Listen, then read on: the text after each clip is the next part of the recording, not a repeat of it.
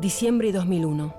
Dos palabras que traen a la memoria dolores y experiencias de lucha. Dos palabras que nombran un estallido social que transformó la vida colectiva. La población se organizó en forma solidaria para resistir. El deterioro económico, la debilidad del gobierno y las fuerzas sociales que desde mediados de los 90 se venían organizando nuevas formas de lucha desencadenan el 2001. Yo firmo el cargo de presidente de la Nación Argentina. De la reconfiguración económica neoliberal surge un nuevo sujeto político, las trabajadoras y los trabajadores desocupados. 3 años que estamos muertos. Listo, falta que nos vengan a enterrar, pero le va a costar.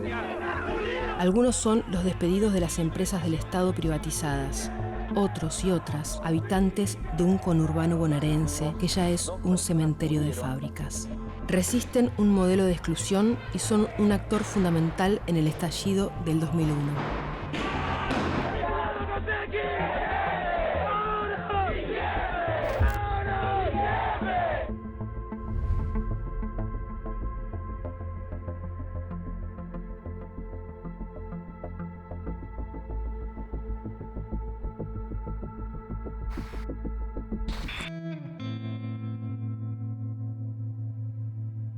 Las gomas quemadas significaron apropiarse de un lugar, tener una visibilidad, ¿no? Era como una barricada que generaba una identidad y un empoderamiento de todo ese movimiento que había sido marginado, digamos, de la sociedad, pero también de la acción política.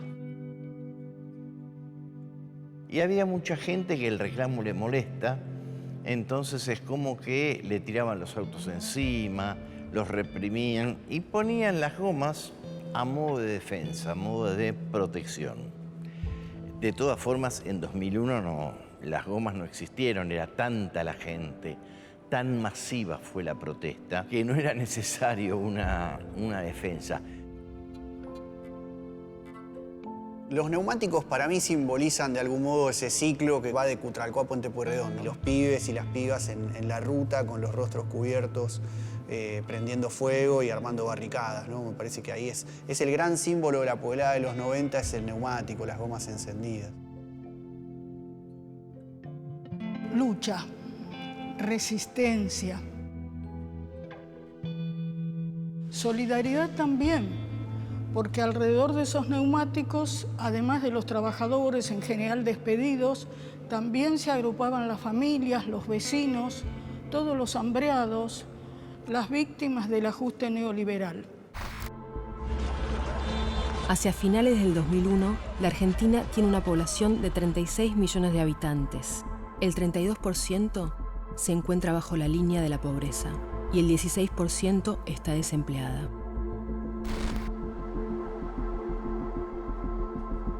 Bueno, acá estamos en la sede central de la UTEP, que es la Unión de Trabajadores y Trabajadoras de la Economía Popular, en donde se fueron agrupando organizaciones que en muchos casos venían del 2001 o desde las luchas previas. Estos son los libros que fui escribiendo y publicando los últimos 10 años. Y esto ya es material de los años 90 y del 2001. Por ejemplo, esta es la Marcha de la Resistencia que Eve le puso en el 2001, en diciembre, de la Resistencia y Piquetera, esa es Eve Bonafini, prendiendo fuego unos neumáticos frente a la Casa Rosada días antes de la insurrección del 19 y del 20. Y estas son cartillas ya del movimiento, del MTD, previas al 2001. ¿Por qué las consignas de trabajo, dignidad y cambio social? En algún momento tenía alguna de estas con las cosas que había llenado la gente que participó de los talleres.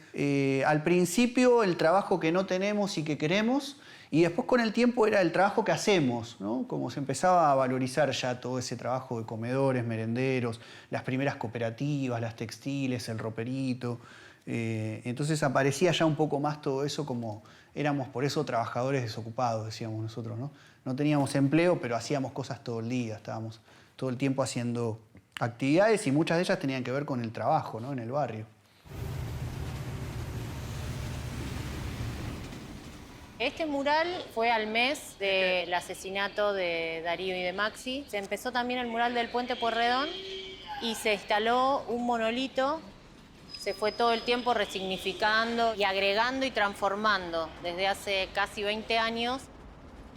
Es un espacio de memoria para no olvidar, digamos, a los compañeros y compañeras asesinados en esa lucha, pero esa lucha es por la justicia, por la igualdad. Pienso que representa a toda la clase trabajadora en todos sus reclamos históricos, ¿no? de mejores condiciones, sobre todo de mejores condiciones de vida, que es la lucha que nos une en toda la historia.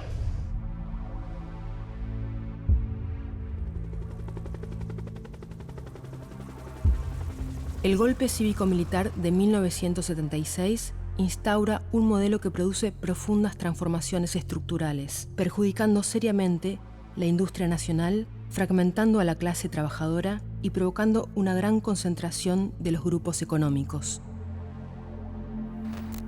Antes la competencia era insuficiente.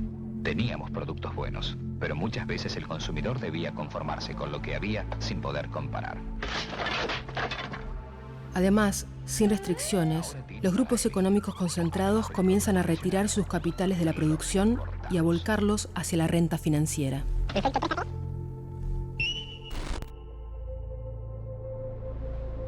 Han resuelto designar con fecha 26 del corriente presidente de la Nación Argentina al señor Teniente General don Jorge Rafael Videla.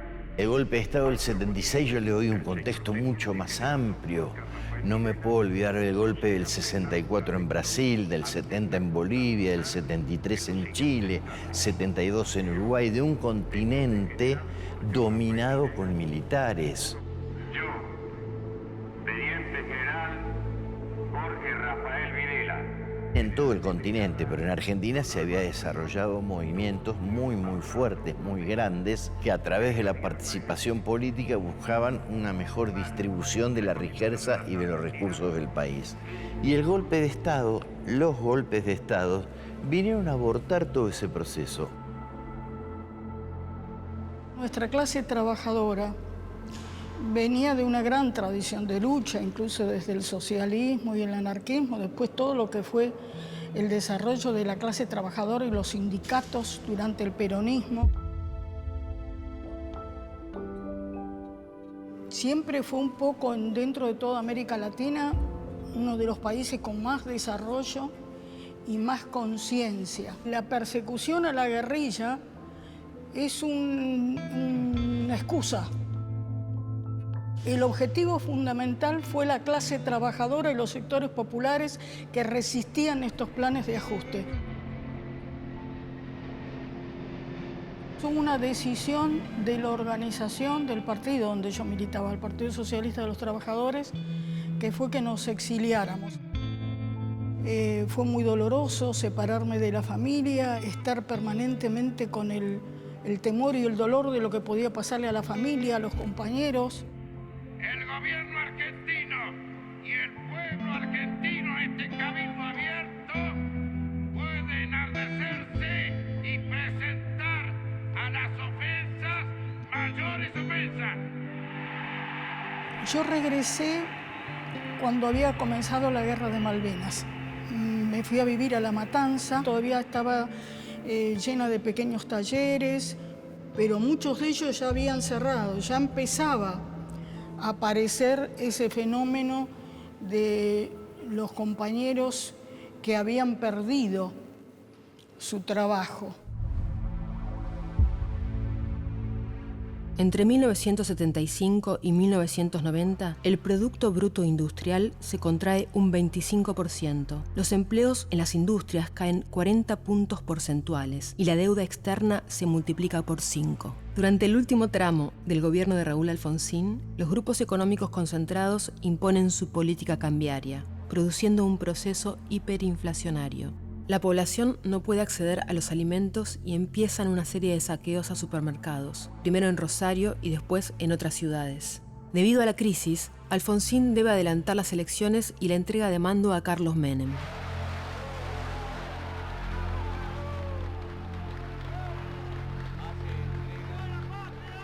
Cuando salgo exiliado, 78, vuelvo a la Argentina en el año 94, primer mandato de Menem, todos los españoles coincidían por el desastre económico cuando termina la dictadura, del mal manejo que había habido económico de la Argentina. Y en la época del menemismo, La imagen que se tenía de Menem era buena.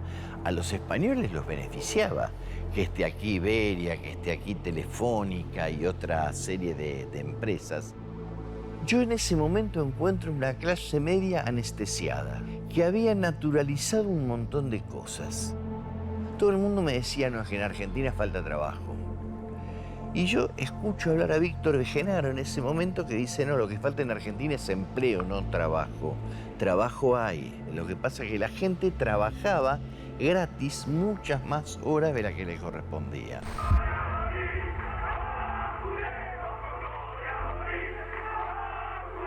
Las primeras reformas de los 90, el plan de convertibilidad y la reforma del Estado, encuentran una primera oposición en el norte del país, una pueblada protagonizada por trabajadores estatales. El santiagueñazo. Querían estos gobernantes ineptos, insensibles, por habernos llevado a esta caótica situación. Los empleados públicos toman la casa de gobierno, los tribunales, el parlamento y saquean las casas de funcionarios. Allí está la gente. Ahí hay gente desesperada. Nada ni nadie nos hará torcer nuestro rumbo. No nos importa. Este modelo es totalmente irreversible e irrenunciable. En 1996 y 1997, tras los despidos masivos por las privatizaciones de YPF y Gas del Estado, surgen en Neuquén las puebladas de Cutralcó y Plaza Huíncul. Tienen un carácter multisectorial y al no poder paralizar el aparato productivo con una huelga, deciden poner un freno a la circulación de mercancías. Nace una nueva forma de lucha, el corte de rutas. La represión se desata en esos años. En 1997 es asesinada Teresa Rodríguez. Le damos el gas, le damos el petróleo, le damos la electricidad y nos pagan así. Bueno, en ese momento, en junio de 1996, yo hacía poquito tiempo que había empezado a militar, hacía un programa de radio en la parroquia de Luis Farinello y habíamos empezado a organizar la agrupación 11 de julio, que fue una agrupación con la que tratamos de promover la reorganización de los centros de estudiantes, de coordinadoras, de federaciones en la zona sur del conurbano. Incluso tiempito antes, el 1 de mayo, recuerdo que había ido a la movilización de los movimientos de trabajadores desocupados, que en realidad eran comisiones y que hacen una bandera que dice Movimiento de Trabajadores Desocupados y marchan a Plaza de Mayo, pero todavía no había una orientación muy clara respecto de qué hacer en los barrios con las comisiones.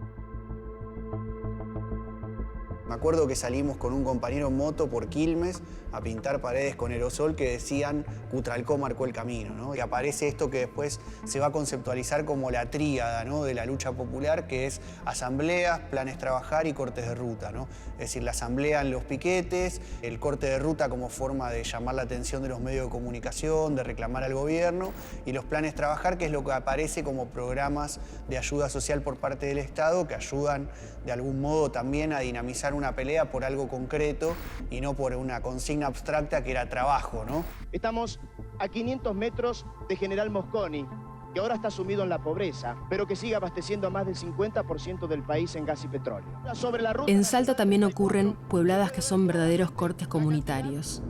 La gente no tiene cómo trabajar, los chicos no tienen qué comer. Hemos ido armando... En las localidades de Tartagal y General Mosconi confluyen trabajadoras y trabajadores desocupados, comerciantes, pequeños empresarios, sindicatos y referentes políticos locales. La ciudad comenzó en 1991. Que estemos fortalecidos y nos quedemos todos aquí. Esa es la propuesta.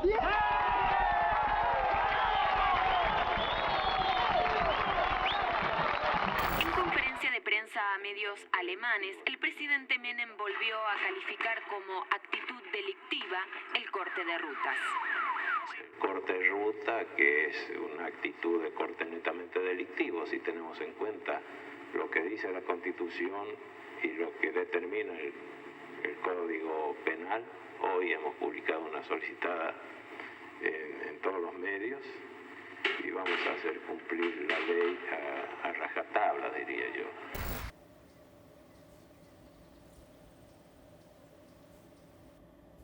No, estos dibujos los hice cuando fue la carpa blanca, que los docentes estuvieron ayunando y empecé a dibujar un poco esa lucha.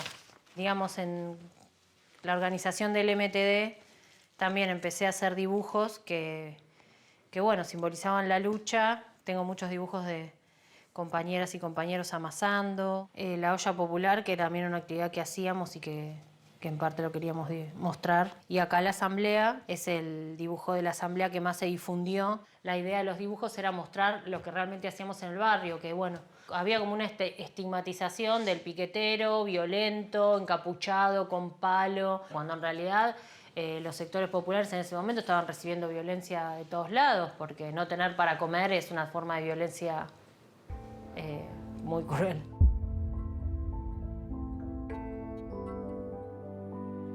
La participación de las mujeres era básica, digamos, la mayoría eran mujeres. En esa situación tan compleja y se pusieron al hombro toda la lucha y toda la organización también del movimiento. En esa dinámica de asamblea, de participación, ¿no? Y de problematizar la realidad para sacar conclusiones, digamos, políticas o de análisis, logramos y aparecieron lo que yo le digo, las primeras preguntas feministas. ¿Quién habla en la asamblea? ¿Por qué me cuesta hablar? Compañeras que no tenían con quién dejar a los hijos. ¿Por qué las mujeres estábamos a cargo solas de los hijos y las hijas? Bueno, todas esas preguntas empezaron a surgir en los primeros años.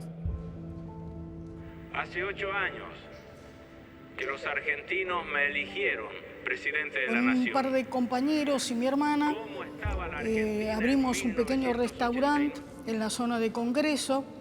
En el año 98, justamente, al año siguiente ya la cosa había empeorado muchísimo. Era una zona de muchas oficinas. Esa gente venía a almorzar, a veces a desayunar. Y de golpe iban desapareciendo. ¿Por qué? Porque habían sido despedidos. Eran parte de esa masa de trabajadores que iban perdiendo el trabajo y no los veíamos más.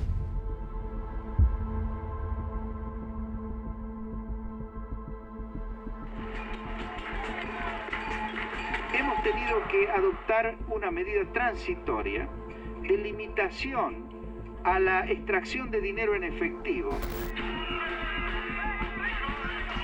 En diciembre del 2001 confluyen diferentes sujetos sociales. Ahorristas víctimas del corralito, trabajadoras y trabajadores desocupados y otras expresiones de resistencia al modelo neoliberal.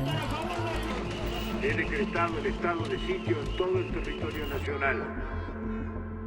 Bueno, a mí el 20 de diciembre del 2001 me encontró viviendo en el barrio Cerrito, que es un barrio de Claypole, en Almirante Brown, pegado a Don Orione, donde teníamos trabajo con el MTD. Nada, me levanté y la verdad no tenía televisión, no tenía radio, nada, y me acuerdo que me fui a la casa de doña Yolanda. La gente fue llegando y bueno, empezamos a charlar qué hacer, y cuando vimos que los caballos se iban sobre las madres de Plaza de Mayo, fue como la gota que rebalsó el vaso.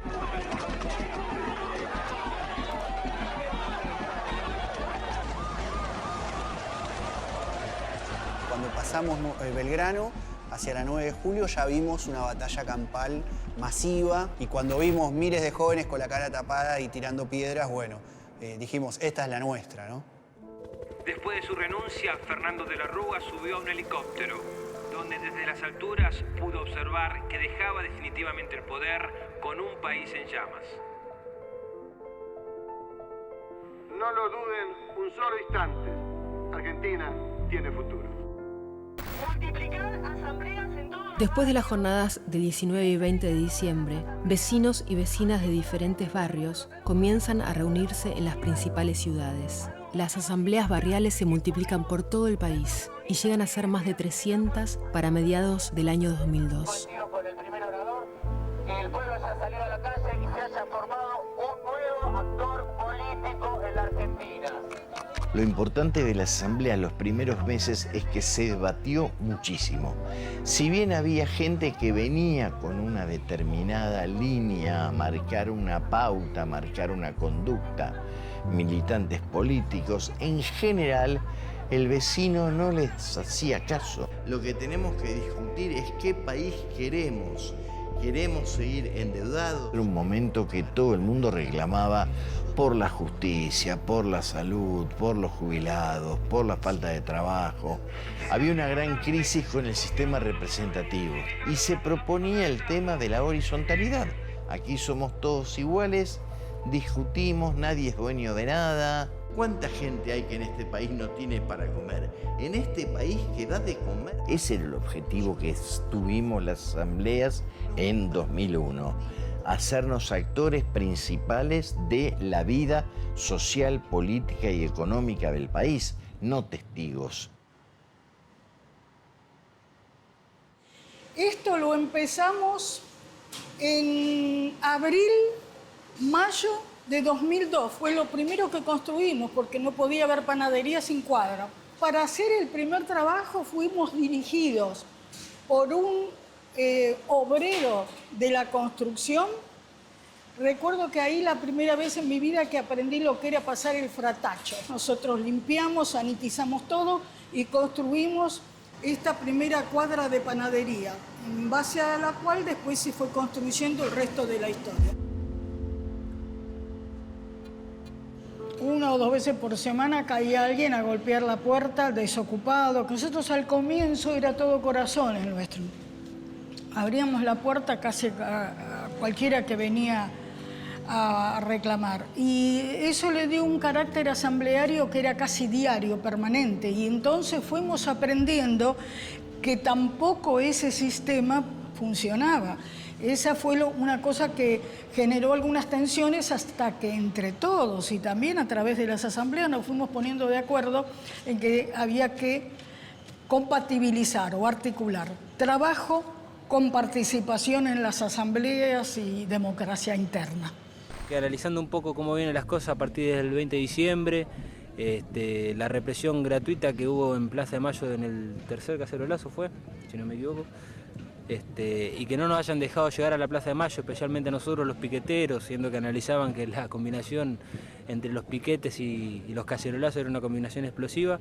Y este amedrentamiento que están utilizando directamente sobre los piquetes, llegar, amenazar con los autos y con armas en mano, que no es la primera vez que pasó, creemos que una nueva estrategia represiva se está dando el gobierno hacia los sectores en lucha.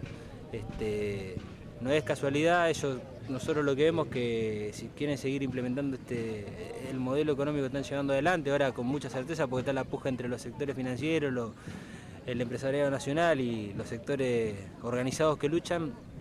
Los tipos tienen que resolverlo de alguna manera y hacia los sectores que luchan por lo que están optando es por elevar la vía represiva. Y ya mismo vamos a nuestro móvil que está en Puente Pueyrredón. Tensión en otra jornada de protesta piquetera. Adelante, Gabriela Sagordo. Recordemos que el gobierno había anunciado que no iba a permitir que se corten los puentes.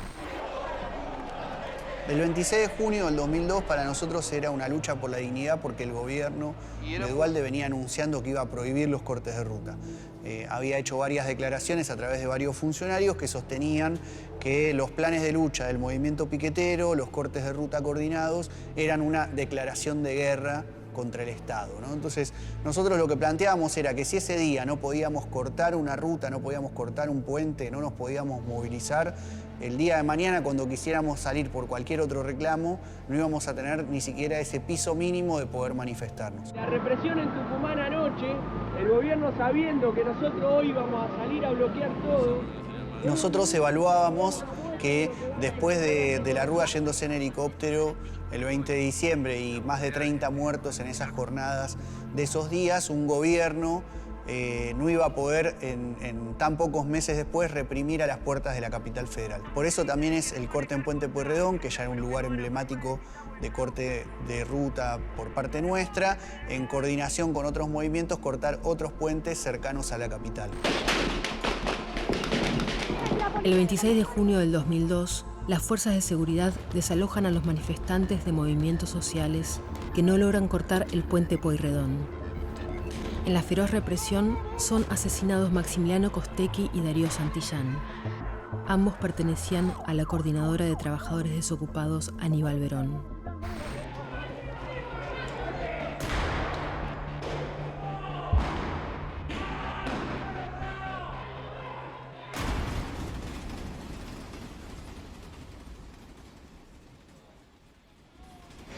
Este dibujo lo realicé acá al año más o menos del aniversario de la masacre, y muchos compañeros y compañeras se identificaron con el dibujo porque está Darío como en ese último gesto de parando la represión, pero a la vez quedándose con el compañero caído. Darío en ese gesto que se queda con Maxi, para nosotras significa todo lo que nosotros pensamos que tiene que ser el ser humano. Y nuestra asamblea va a cumplir 20 años. Bueno, por supuesto, están todos los oyentes invitados el día 18 de diciembre. La previa del 19, el sábado 18 de diciembre, festejaremos en la asamblea. ¿Qué festejamos? 20 años de un sueño colectivo.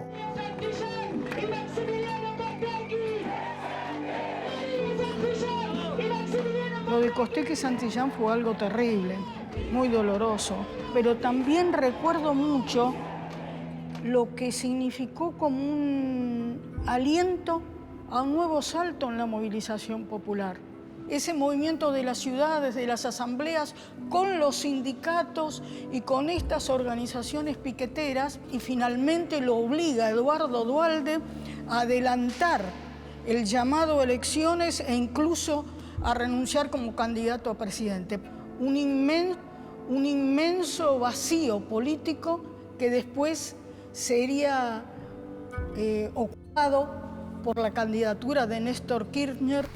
Nos habían hecho perder la autoestima, nos habían hecho sentir que éramos los peores del mundo, que no podíamos administrar nuestra patria. Convoco a todos los argentinos a tomarnos fuertemente de la mano para la construcción del país. La patria somos todos, la patria es para todos.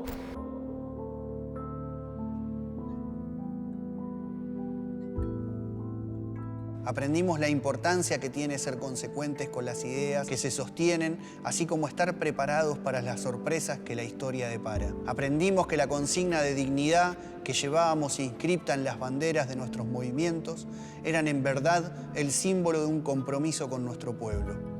Momentos en los que la dignidad se mide en cada cuadra, en cada esquina, en cada barricada y en cada corrida. Todo eso aprendimos aquel 20 de diciembre del 2001, combatiendo en las calles de Buenos Aires cuando había estallado la insurrección.